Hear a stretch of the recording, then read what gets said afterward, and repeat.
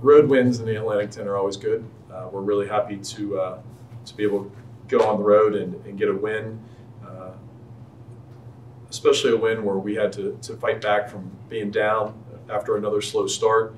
And I'm very happy because this is probably our first team win of the season where we got contributions from people who have not contributed, frankly, all year, and then from really the entire team. The entire roster did something that was a positive, in many cases multiple times for many of them, that led to our W today. So we're really happy with that.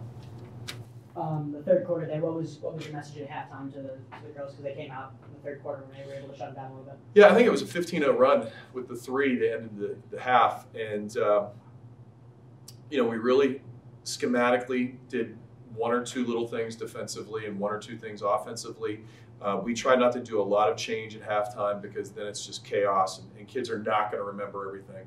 So we try to identify one or two things on each side of the ball. And then we talked about, like, from an offensive rebound standing point, we had 3 at the first media of the first quarter, and we ended up with 5 over the next 15, 16 minutes. And so our big thing has been talking about playing with toughness and energy since the non-conference didn't go as well as we wanted. And toughness and energy is not 5 offensive rebounds. And so we hammered that home, and we talked a little bit about that. And then in the fourth quarter, things kind of got close there, a little bit crazy. You want to touch on that? In the fourth quarter, I think we had a situation, where we had a nice lead, and that's where Bonaventure is well coached. I think Coach Fleming is a very good basketball coach, and their kids are almost never out of basketball games. They made some shots. We didn't, from a defensive standpoint, step up and guard. And 11, Deja Francis is oh man, she's tough. She's hard to guard one-on-one when she's coming at you, and that's why you have to have help. And then your help has to have help. And we didn't have that for about a 2 to 3 minute stretch. And then we had some personnel changes that helped us there. That was my next question, was your impression of Deja Francis as a freshman, but also I know Maycock has had historically a very good line against you, and today she was fighting as well. You want to touch on that? Yeah, Deja Francis, I'd like to have her on my team. I like that kid an awful lot, and I will not like seeing her over the next 4 years. I think she's going to be a really good basketball player. She is a good basketball player right now. I think she's going to be outstanding. She can really go at you and do some things. Looking forward, we're going to need to take the ball out of her hands. Maycock, always is a kid that plays well against us. But tonight I thought that she had to earn everything that she got. And to her credit, she's a good basketball player. She's going to make some shots.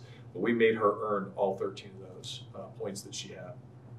From your standpoint, when you started off very good, you guys did start off slow. What was the message to your team? How did you get them to stay calm and keep moving forward in this one? Well, their head coach wasn't calm.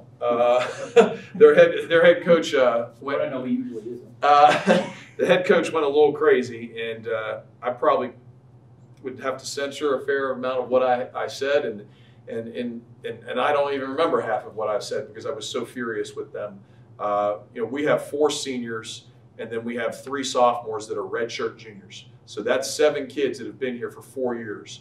And it's unacceptable the way that we are starting basketball games. And it's unacceptable that we're soft when we go hard. We're soft when we take shots in the paint. We've got to go stronger to the rim. And then, we got to sit down and guard. We can't just accept, they hit a jumper on us. Don't let them get to the jumper. Move in air time and don't make them comfortable enough to take that jumper. And I would say that's the simple version, the much edited version of what I said.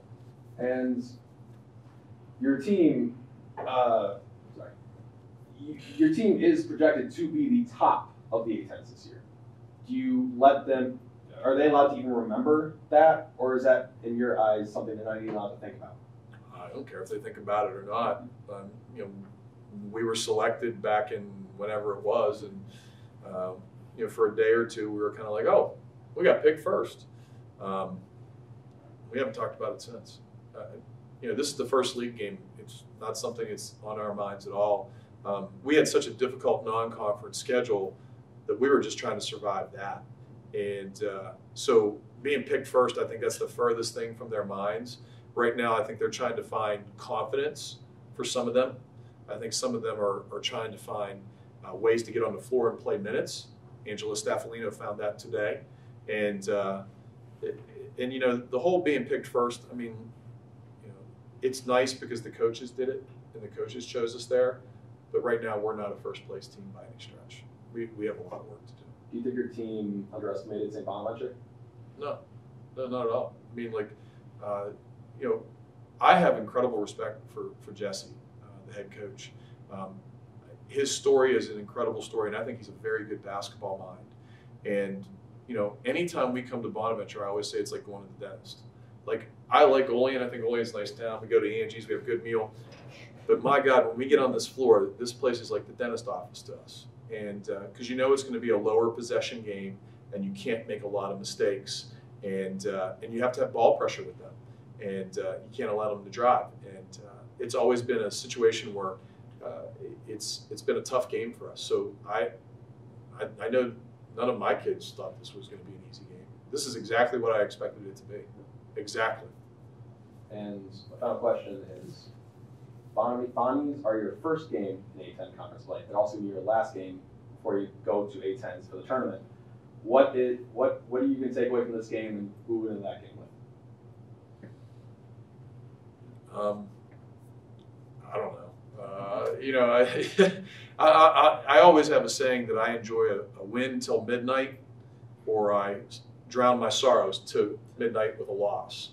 So if we can find some good ice cream, we'll get some ice cream on our way home, and we'll enjoy this till midnight. We have to worry about a much improved Davidson team on Wednesday, and we have to worry about them. But I think for us, we have to worry about ourselves more than anything. And so the coaches will worry about the opponents. As players, we need to worry about ourselves and getting confidence back, or improving our skill, or improving our energy, and getting to the point where we look like a first-place team, because we're not, and we're not close to that yet. We got a step better today, but we're still a long way away. Is that a doubleheader on Wednesday? That is a doubleheader on Wednesday. We play Davidson, and the men's team plays somebody. We're playing a lot of close games, is what I'm seeing on this, especially after the second Wednesday's game against Temple. You know, other than a pretty bad loss at Texas, which nobody is going to shake a fist at, and a considerable win over St. Francis, a lot of your games have been within, I would say, 10 points. Does that toughen you guys up for what's going to be a grueling A10 schedule? It should toughen you up, but I don't know if it has. You know, we lost a home lead to Central Florida, a home lead in the second half. And we lost a home lead, I believe, in the fourth quarter against Pitt. We had a lead, and we only scored 4 points against Liberty in a neutral site game. You know, we haven't acted like champions. We haven't performed like champions in any sort of way. So when you get a road victory in the league, and things aren't going your way, like I still don't understand the one call that was made. But that's fine. You know, we got the ball back on the next possession. You have to be able to overcome adversity, and that's why I was happy about tonight. We were able to overcome a little bit of adversity, which we didn't do in some other games. And frankly, I expected us to overcome adversity with our senior leadership and our experience, but that has not been the case, and so we've had to grow, and we're going to do it organically, game by game. Coach, on that one call, what's the saying? Ball never lies?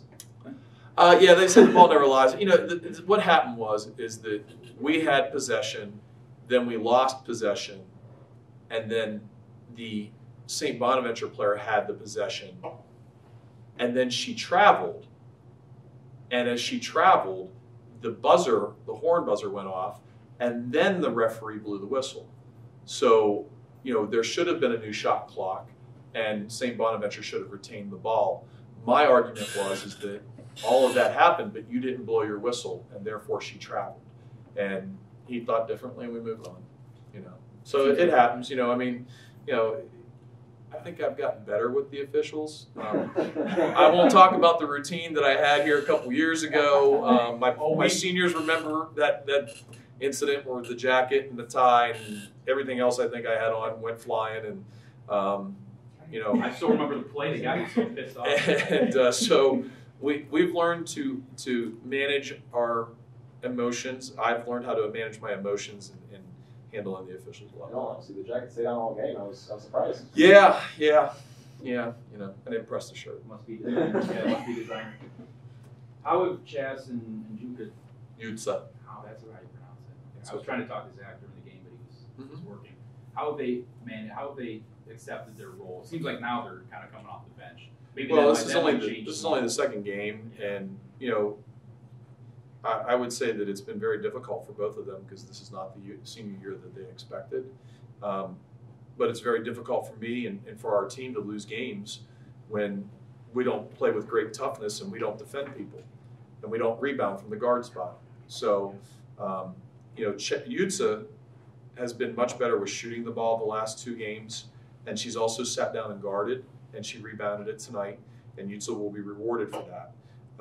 I think, you know, in Chas's case, it's a little bit different. I think, you know, her confidence, we need some help with getting her some more confidence. You know, she has not shot the ball well other than 1 game all year, and we need Chas Omo. We need Omo to be Omo for us to win a championship. And you know, we're going to have to really work to get her confidence back and to find her shots that are quality shots. But it hasn't happened yet. And that's more than anything, that's what I'll be doing tomorrow on the day off. No Steelers in the playoffs. What are you pulling for? You know, I don't really, other than the Steelers, I don't watch football. I couldn't tell you, I seriously could not tell you more than, I don't know if I can name 3 other players in the NFL. Randall Cunningham's retired. I mean, like literally, guys, I don't follow football. Terry Bradshaw. Yeah, I literally don't, and I barely follow the Steelers anymore. I'm a basketball guy. Thank you for supporting women's basketball.